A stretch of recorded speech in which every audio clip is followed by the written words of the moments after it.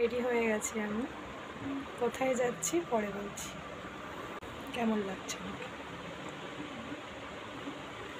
Hello everyone, দেখো আজকে আমি তোমাদের শেখাবো কিভাবে ঝটপট করে খুব সহজে রেডি হওয়া যায়। ফার্স্ট টাইম আমি এরকমভাবে সাজুগুজু করার ভিডিও করছি, আর কাউকে যদিও শেখাচ্ছি বলবো না, কারণ আমি প্রফেশনাল মেকআপ আর্টিস্ট নই। আমি কিভাবে ঝটপট করে রেডি হই যখন কোথাও যাই সেটাই তোমাদের সাথে শেয়ার করছি। কিছুই না, যখনই ঝটপট রেডি হতে হবে ব্রাশ ছাড়া হাত দিয়ে মুখে থুপ করে যা খুশি একটা থুপে দেবে, দেখবে খুব তাড়াতাড়ি তুমি রেডি হয়ে গেছো।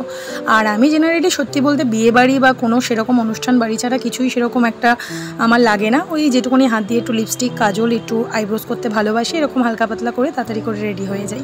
দেখো, সাজুগুজু করা মানেই কিন্তু এটা নয় যে মুখে অনেক গাদা গাদা মেকআপ করতে হবে। খুব সাধারণভাবেও নিজেদেরকে সুন্দর লাগানো যায়, তাই না?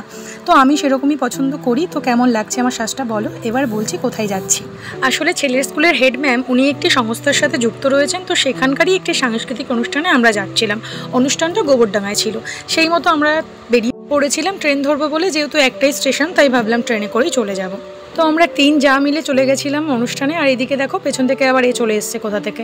আমি তো অবাক হয়ে গেলাম। যাই হোক, দেখতে চলে এসছে যে আমরা কোথায় যাচ্ছি, তদারকি করার জন্য আসলে।